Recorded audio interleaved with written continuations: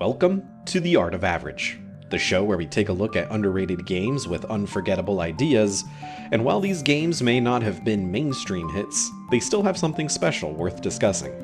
Today, please join me as we take a look at one such game, Two Worlds 2.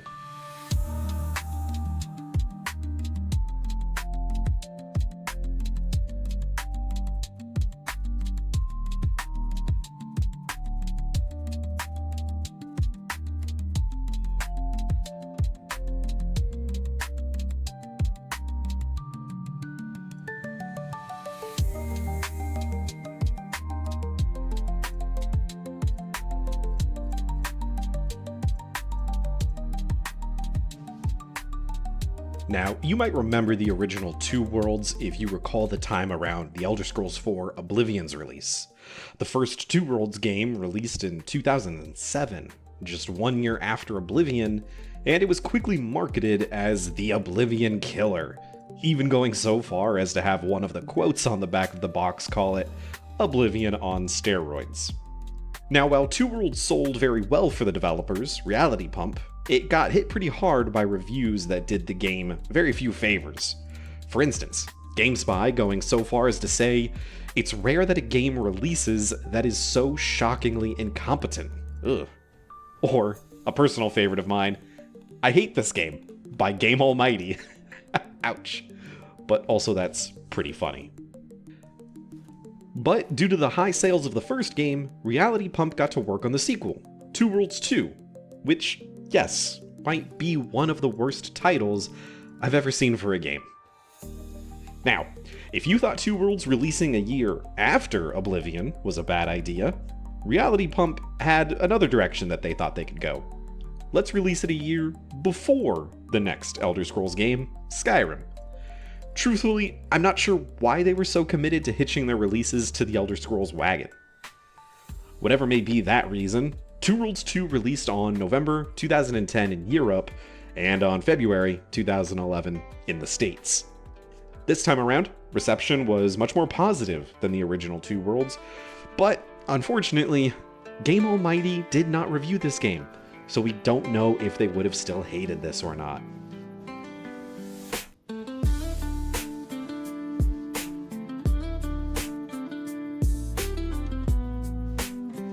If you've been around the weird, less mainstream RPG block a few times, you may have heard the term Eurojank.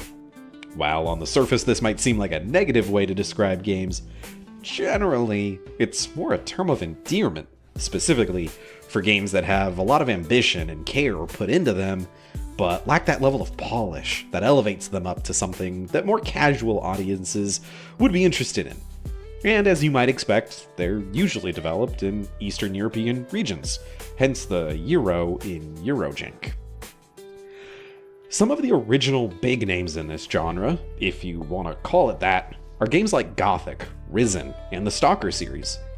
But while it might not seem like it now due to its high level of polish and mainstream appeal, the Witcher series started off as very much a Eurojank game, with rough edges but big ideas that pushed a lot of people away from the first game in the series. I mention Eurojank games because it's important to understand the context in which Two Worlds 2 released. The developers, Reality Pump, which are a Poland-based studio, and like so many other games before it, Two Worlds 2 was aiming at the moon, but lack of polish makes it a very, very tough game to initially get into. But once you make it through those weeds, there's a genuinely engaging and fun RPG on the other side, with one of the most interesting and fun spell systems I think I've ever seen in a game before.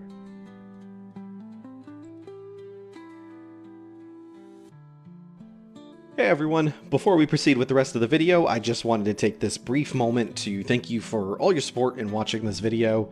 And if you like what you've seen so far, and if you've made it to this point, I'm assuming you enjoy content that looks at old random games, you might like the rest of what I've got on the channel. Please don't forget to like, comment, subscribe, you know what to do. I won't waste any more time with it. On to the rest of the video.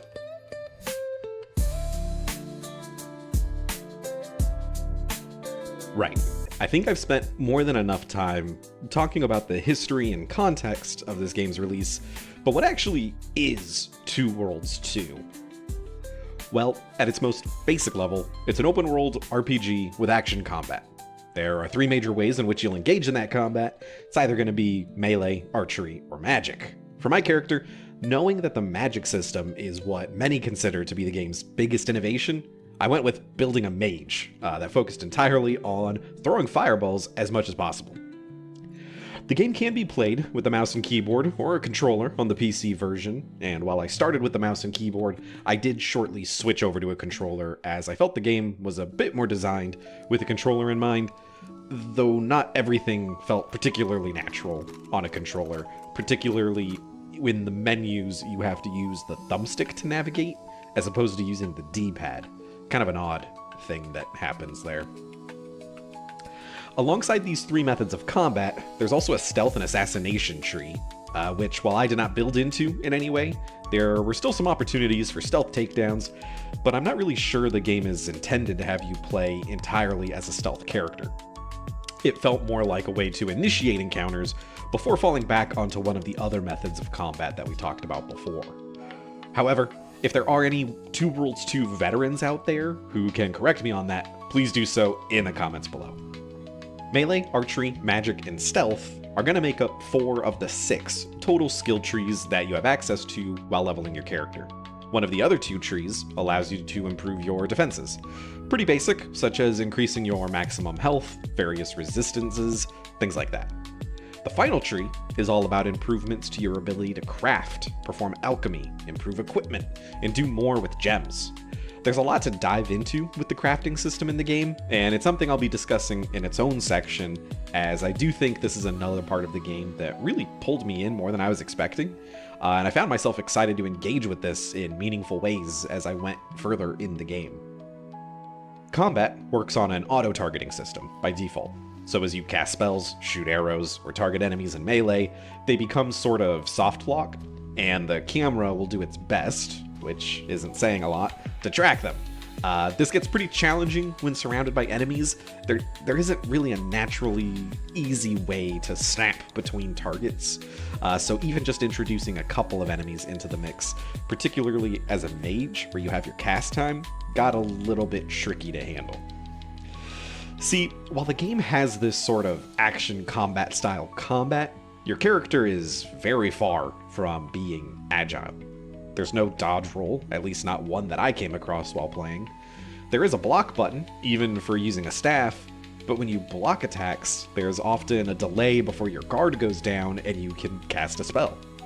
This is particularly annoying when blocked attacks push the enemy back a bit, seeming like it would be a great opportunity to perform a magic attack, but instead, that delay rears its head, and the enemy's back to doing another combo that you have to now block again before you could try casting another spell. I know that as a mage, I would not be dashing around the battlefield, and I respect the game to have these very clear roles with the different types of combat on offer, but I did always feel like the game wasn't really sure how to handle ranged characters who have limited melee options, which is odd considering ranged combat, archery or magic, makes up about 2/3 of the options on offer for combat.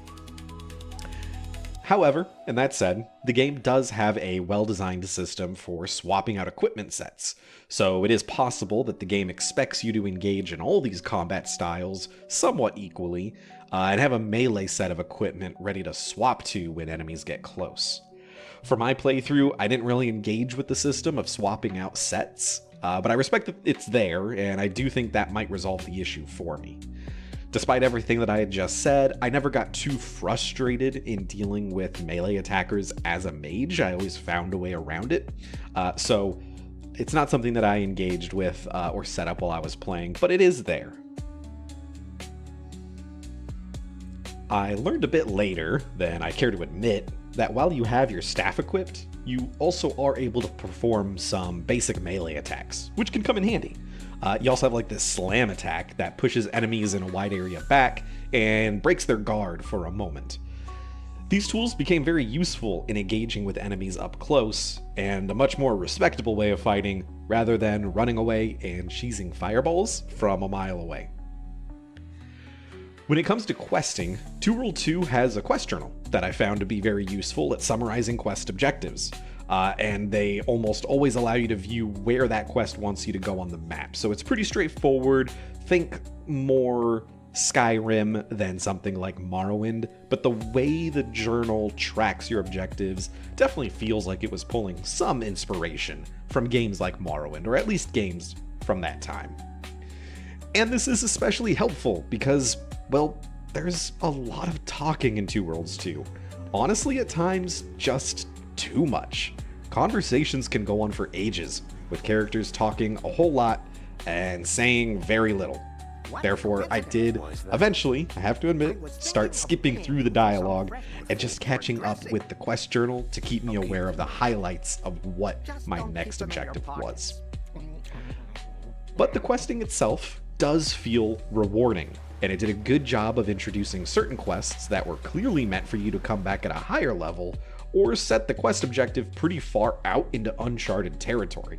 This helped the world feel a lot bigger than it initially seems when you first start getting your bearings, and it introduces the concept that there are going to be areas that are too high level for you, and you can and will be encouraged to come back later. Overall, there's a decent feeling of discovery out in the world in 2 Worlds 2, and at no point did I personally feel like I was wasting my time going out and just seeing what's out in the unmarked areas of the map. So for any exploration-focused people out there who enjoy that in their RPGs, 2 Worlds 2 might have something to offer for you.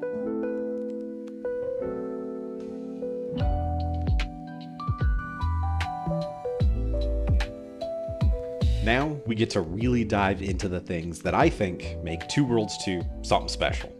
Firstly, the magic system in 2 Worlds 2 is one of the best parts about it, bar none. And it might be one of the best magic spellcrafting systems that I've seen in a game. Essentially, you as the player always have the ability to open up a spellcrafting menu and create your own spells. At its most fundamental level, spells are created using a combination of effects, carriers, and modifiers. The effect part of this equation is pretty straightforward. Effects are, in the beginning, mostly going to be things like fire, water, or air. But eventually, you find effects such as psyche, undead, and life, to name a couple. All these effects signify the type of magic you want the spell to be casting.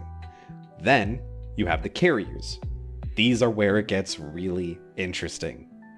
One of the first carriers you start with is the missile carrier. This means that you can slap your fire element card onto the missile carrier, and now you have a fire missile. Change that fire element card out for frost, and it turns into a frost missile. Where it gets really exciting, however, is that there's a lot of different types of carriers you can find, such as an altar, an enchantment, summon, and more. These all interact with the various elements in unique ways. For example, the summoning carrier changes what creature you summon depending on the element that you attach to it. These all interact in unique ways, each of these different carriers. And finding out what you can mix and match and how it works with the kind of character you want to build is a massive part of the fun of the game. But on top of the carrier, you also have your modifiers. Not all of these can be used with every type of spell you're creating, but for instance, you could modify the spell to ricochet or home in on enemies, or extend the duration of the effect. And in the spirit of letting you get really flexible with this system, you can combine these various modifiers together.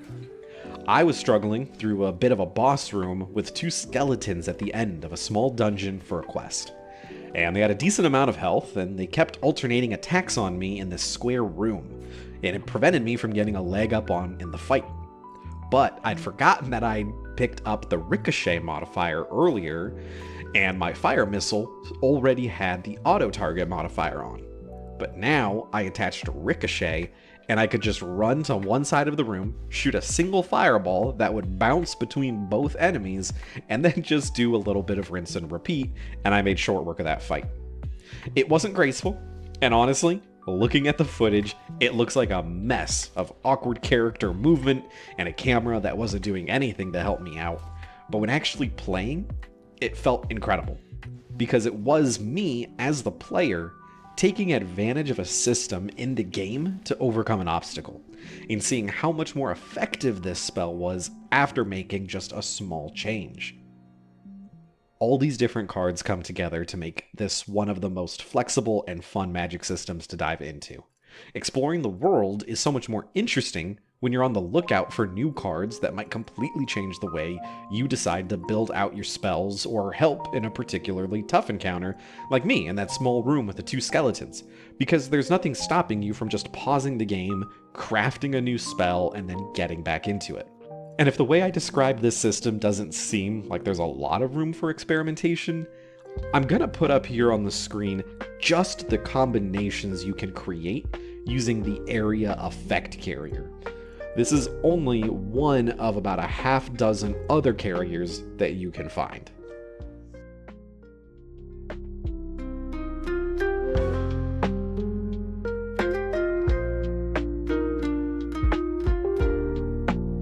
Crafting in RPGs isn't anything new, but it's Two Worlds 2's method for going about it that I found myself really enjoying. First of all, it's important to know that your inventory at the start of the game is already massive. I used a gem to increase the amount of inventory spaces I could carry by about 10, and I found myself rarely, if ever, approaching the max carry limit for my character. Not only do items just not take up a lot of space in your inventory, but also you have the ability to break down all equipment, except jewelry, that you pick up right from your inventory at the click of a button. And you want to do this almost every fight, and after you've gone around and scooped up all the loot, because these pieces of equipment break down into just a handful of materials, which can then be used to make your current equipment better. Not only does this improve the stats of the item, but it also starts adding in gem slots for you to be able to slot in and out abilities like increased endurance, carry weight, and other useful bonuses. Further, there's a tab in your inventory dedicated to alchemy and ingredients that you've collected. There's no need to go out to a dedicated alchemy station in the world, you just do it right from your inventory. You see the effect of each ingredient that you have in your inventory, and then combine them to make a potion based on the skills you selected while leveling and the ingredients combined. What's really interesting about this system is the way it handles recipes. Say you've combined 2 common ingredients to make a medium health potion, and you want to be able to quickly create that potion in the future. In other games, you would probably see a potion that gets successfully made get filled in on some kind of recipe book that you could refer back to later. But this game goes a bit more old school with it and makes it feel like you're crafting your own custom recipe. For example, when you create a potion, you have the option of turning it into a recipe scroll. You can then name it whatever you'd like, and then it saves that recipe as an actual item in your Alchemy and Ingredients inventory tab, which you can then refer back to and quickly add the ingredients together to make that same potion using those same ingredients. It's a really simple change from the norm, but it was something that I really liked, because it didn't feel like I was making a potion and the game was saying, "Congratulations on making that potion. We already knew about that one, here it is unlocked in the menu." Instead, it feels like I'm actually discovering these combinations and getting to build my own collection of recipes that matter to me and refer back to them in the way that I see fit. All of these systems are improved by the points that you put into the crafting skills like we discussed earlier.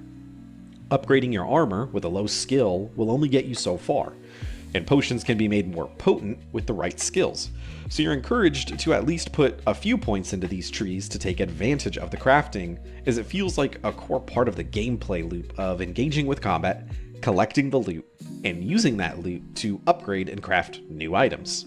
In that way, it almost feels more like an action RPG like Diablo or Path of Exile than it might seem at first.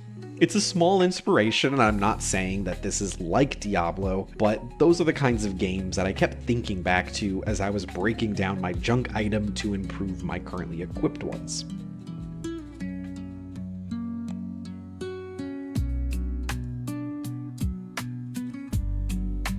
I'm not going to sit here and tell you that Two Worlds 2 is some kind of hidden masterpiece. That's not what this show is about. It's about games that are average in a lot of ways, or at least reviewed average by people as it came out, but still have some redeeming qualities about them. And that's what Two Worlds 2 has. It has these really strong redeeming qualities with the way that the game rewards you for going out and doing quests with better equipment, more magic cards to engage with that incredible system. The combat leads into this really fun loop of collecting that junk equipment, breaking it down, crafting and improving your own equipment.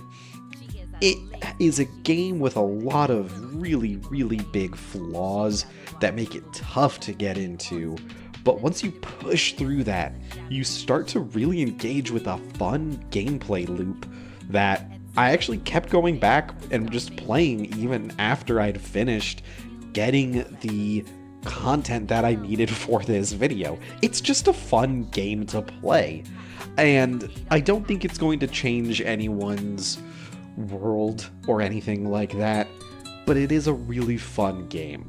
And honestly, this game might be one of the more weaker games that I've reviewed in the Art of Average series, but that makes it no less worth talking about and really looking at the good things that this game does. If anything, I think Two Worlds 2 signifies so much of what I wanted this series to be, which is really zeroing in on what games do well, despite all the other things that might be problems.